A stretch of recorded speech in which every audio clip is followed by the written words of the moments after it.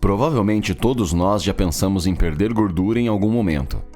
Mas há muita confusão quando se trata de queimar gordura e, francamente, muitos mitos. Então, no vídeo de hoje, vamos falar sobre as maneiras mais eficazes de queimar gordura, baseando-se na fisiologia e nos dados disponíveis.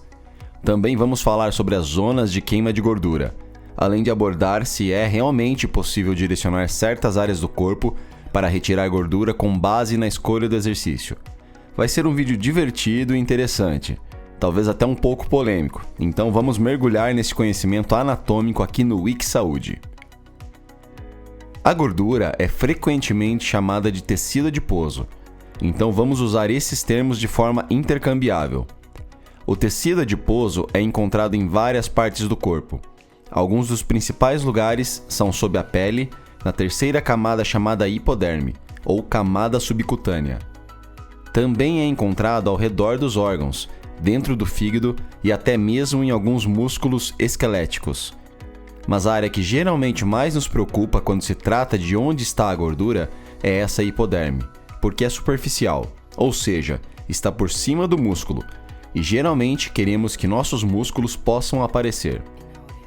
Então, a ideia é que, se essa hipoderme ou tecido adiposo for um pouco mais fina, será mais fácil ver os bíceps ou o músculo reto abdominal. E só para esclarecer, o termo comum para o reto abdominal é o músculo do tanquinho. E você está com sorte porque todos nós temos um desses. Só depende se a hipoderme ou o tecido adiposo está fino o suficiente para podermos vê-lo. Então, agora vamos abordar essa ideia de existir uma zona de queima de gordura real que devemos atingir e se há um tipo ou melhor exercício que nos leve a essa zona. E para entendermos isso da melhor forma, precisamos falar sobre as fontes de energia que nossos músculos esqueléticos utilizam durante o exercício, que são principalmente carboidratos ou gorduras. Digo principalmente porque há certos casos em que podemos usar proteínas como fonte de energia, mas os estudos e dados em que vamos nos concentrar focam nessa relação entre carboidratos e gorduras, sendo queimados durante diferentes tipos ou intensidades de exercício.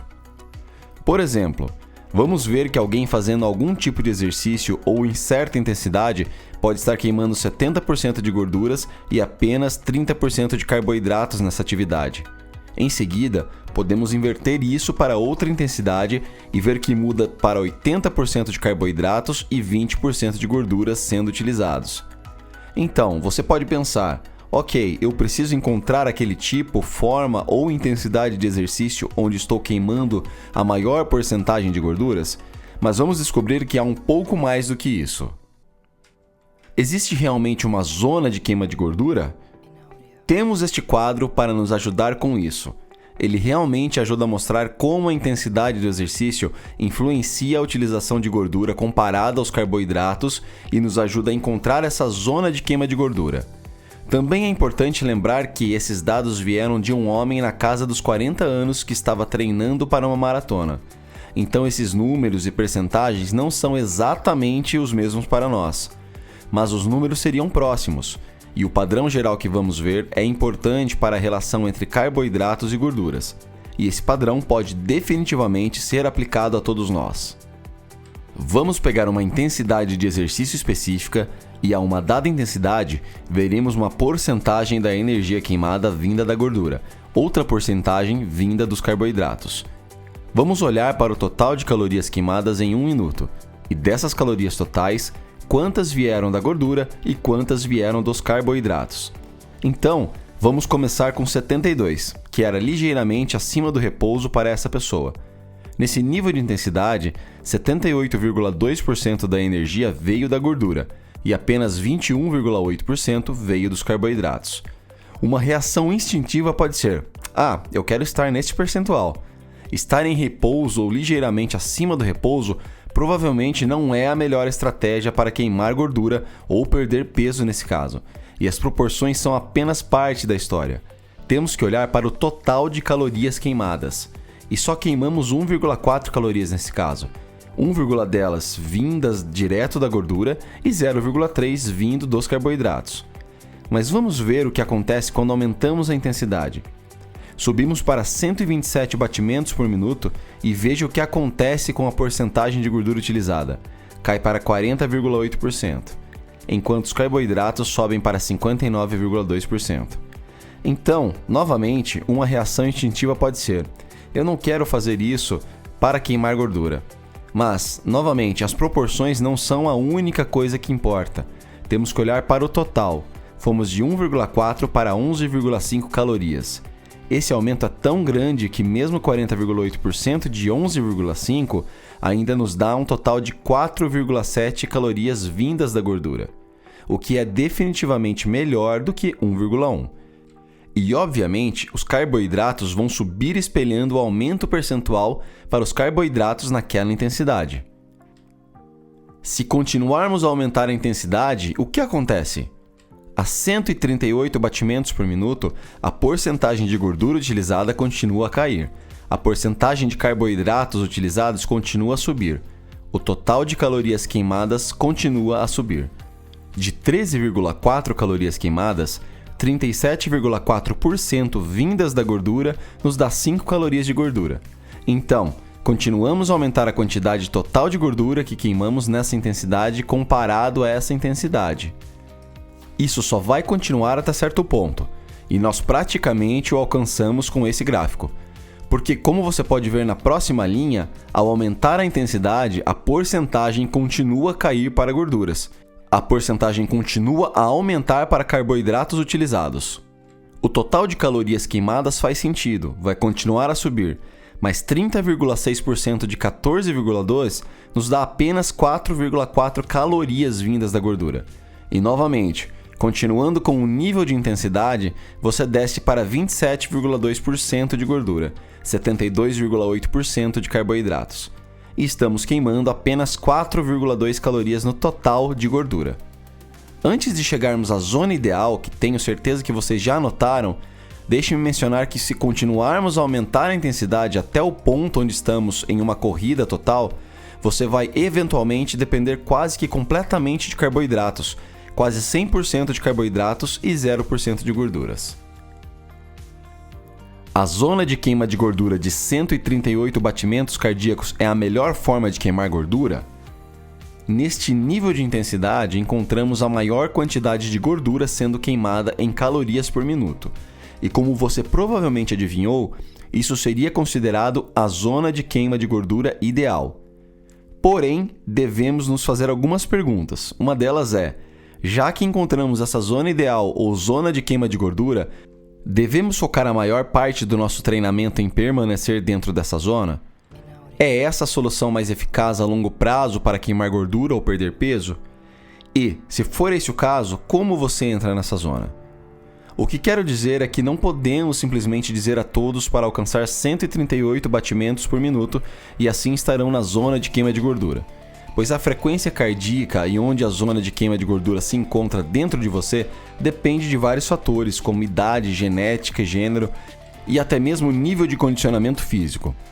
Mais adiante, vamos mostrar como você pode calcular a sua zona de queima de gordura. Felizmente, não precisamos nos conectar a equipamentos de exercícios em um laboratório para descobrir todos esses detalhes, porque essa zona de queima de gordura está muito próxima da zona que o mundo do endurance ou atletas de resistência se referem como zona 2. O treinamento na zona 2 seria esse nível de intensidade onde sim, você está trabalhando, o coração está bombeando, você está suando, mas não a ponto de não conseguir manter uma conversa com um parceiro de treino. Eles costumam se referir a isso como o teste da conversa. Você pode manter uma conversa durante a duração do exercício. Se você chegar a um ponto onde começa a não conseguir terminar frases completas, então está começando a atingir níveis mais altos de intensidade e saindo da zona 2 ou da zona de queima de gordura. Mas, voltando à pergunta original, se encontrarmos essa zona, é essa área que devemos focar principalmente? Esse é o maior fator quando se trata de perder gordura e tecido adiposo? E a resposta para isso é: não, não necessariamente. Qual é a forma mais eficaz de queimar gordura? O que é mais importante quando se trata de perder peso através de queima de gordura? descobrimos que a quantidade total de calorias queimadas é na verdade o fator mais importante, em vez de focar na proporção específica de carboidratos para gorduras ou encontrar aquela zona perfeita de queima de gordura. Agora, não interpretem mal. Passar tempo na zona de queima de gordura definitivamente tem seus benefícios, que mencionarei em um segundo. Mas, novamente, se o objetivo é apenas perder gordura, o foco deve ser principalmente na despesa calórica total ou na quantidade total de calorias queimadas. Para nos ajudar a ilustrar isso, há um estudo muito interessante onde dividiram dois grupos. Um grupo de baixa intensidade que estavam na zona 2, a zona de queima de gordura, e outro grupo de alta intensidade. Agora, o que eles tiveram que considerar nessas situações foi a quantidade de tempo, porque a maioria de nós tem uma boa ideia de que, se passarmos 30 minutos na academia trabalhando em alta intensidade e, em seguida, passarmos 30 minutos na academia trabalhando em baixa intensidade, sabemos que vamos queimar mais calorias na alta intensidade. Então este estudo teve que considerar isso e, assim, o grupo de baixa intensidade, a zona 2, teve seu tempo de exercício aumentado para igualar as calorias totais queimadas pelo grupo de alta intensidade. No final do estudo, descobriram que ambos os grupos perderam gordura ou peso na mesma taxa. Não houve uma diferença significativa entre os dois grupos. Então, o estudo ilustrou que a despesa calórica total é o principal fator a ser focado, em vez de se perder nos detalhes e qual zona de exercício você deve passar o tempo. Prós e contras dos treinos de alta intensidade. Existem prós e contras tanto para o exercício de alta intensidade quanto para a forma de baixa intensidade, como na zona 2 ou zona de queima de gordura, que chamarei principalmente de zona 2 a partir de agora. Com o exercício de alta intensidade, algumas pessoas simplesmente gostam de trabalhar nessa intensidade mais alta. Do ponto de vista da eficiência de tempo, alguém que está com pouco tempo pode ir à academia, trabalhar em alta intensidade, queimar o máximo de calorias possível em um curto período de tempo e, em seguida, voltar para a vida. No entanto, há alguns possíveis inconvenientes nisso. Se alguém está focado apenas em treinamento de alta intensidade o tempo todo, corre o risco de overtraining e pode perder alguns dos benefícios que podem vir do treinamento na zona 2. A zona 2 é mais estável. Benefícios adicionais da zona 2, zona de queima de gordura. O exercício em estado constante na zona de queima de gordura, a zona 2, traz benefícios cardiovasculares. O coração se fortalece, assim como ocorre em treinos de alta intensidade, mas há adaptações fisiológicas específicas na zona 2. Por exemplo, o número de capilares que crescem e se desenvolvem no tecido muscular aumenta, permitindo que os músculos recebam mais fluxo sanguíneo. Além disso, as células musculares aumentam a quantidade de mitocôndrias. As mitocôndrias utilizam gorduras e carboidratos para criar ATP, que é a moeda energética das nossas células.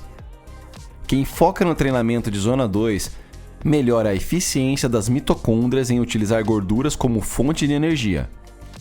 Por exemplo, no gráfico da zona 2, vimos que cerca de 37,4% da energia vem das gorduras e 62,6% dos carboidratos.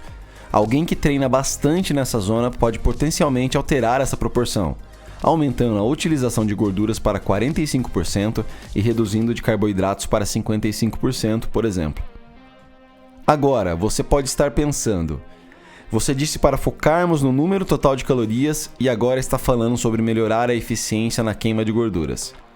Isso é verdade, mas mesmo assim, há limitações. Se o objetivo principal é perder gordura, focar nas calorias totais é mais importante.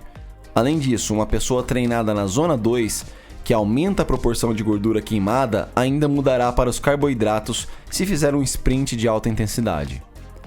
Para aqueles preocupados com eventos de resistência, como corridas de 10 km ou meias maratonas, a capacidade do corpo de utilizar mais gordura pode ser benéfica. Nosso corpo armazena cerca de 500 gramas de carboidratos, o que equivale a aproximadamente 2.000 calorias, suficientes para cerca de 1h30 de exercício intenso. No entanto, uma pessoa relativamente em forma e com uma porcentagem saudável de gordura corporal pode armazenar até 100.000 calorias em gordura. Portanto, se o corpo consegue mobilizar gorduras de forma mais eficiente, Isso pode poupar carboidratos e melhorar o desempenho em eventos de resistência. Determinando a sua zona de queima de gordura. Para encontrar a sua zona de queima de gordura, você pode usar a seguinte fórmula para estimar a frequência cardíaca máxima. Frequência cardíaca máxima igual 220 menos a sua idade. Depois de calcular sua FCM, determine de 60% a 70% desse número para encontrar sua faixa de frequência cardíaca alvo para a zona de queima de gordura. Por exemplo, se você tem 30 anos, frequência cardíaca máxima igual 220 menos 30, igual 190. Para calcular a sua zona de queima de gordura, teremos que fazer a seguinte conta: 0,6 vezes 190 até 0,7 vezes 190. Teremos o resultado de zona de queima de gordura de 114 até 133 batimentos por minuto, BPM. Essa faixa de frequência cardíaca é onde você pode direcionar seu treinamento para maximizar a queima de gordura durante o exercício físico. Resumo e considerações finais. Sim, existe uma zona de queima de gordura, mas ela não é o fator mais importante se o objetivo é perder gordura. O principal foco deve ser a quantidade total de calorias queimadas. A zona 2 tem seus benefícios, como já mencionado, mas se o objetivo é apenas perder gordura, o foco deve ser o gasto calórico total. Você pode estar se perguntando como isso funciona se você está queimando mais carboidratos do que gorduras. O consumo excessivo de oxigênio pós-exercício, mais conhecido como EPOC, ajuda a explicar isso. Após o exercício, especialmente de alta intensidade, o corpo continua queimando calorias para repor o ATP utilizado, e isso geralmente utiliza gorduras, contribuindo para a queima de gordura mesmo após o exercício. Quanto à melhor abordagem para exercícios, isso depende dos seus objetivos. Se o foco é queimar gordura, como já discutido, a quantidade total de calorias é crucial. Mas se você tem outros objetivos, como desenvolver resistência ou força muscular, deve ajustar seu treinamento de acordo. Um equilíbrio entre treinos de zona 2, treino de força e intervalos de alta intensidade pode ser o ideal. Encontrar um tipo de exercício que você goste e possa manter a longo prazo é fundamental. E finalmente, uma questão comum: é possível influenciar de onde o corpo retira a gordura com base no tipo de exercício? Infelizmente a resposta é não. Não podemos controlar de onde o corpo vai retirar a gordura. Isso é determinado principalmente pela genética e outras influências, como o sexo. Embora aumentar a massa muscular possa tornar os músculos mais visíveis sob a gordura, isso é diferente de influenciar de onde a gordura é retirada. Se você gostou do conteúdo, se inscreva no canal, ative as notificações e te vemos no próximo vídeo do Wix Saúde. Até lá!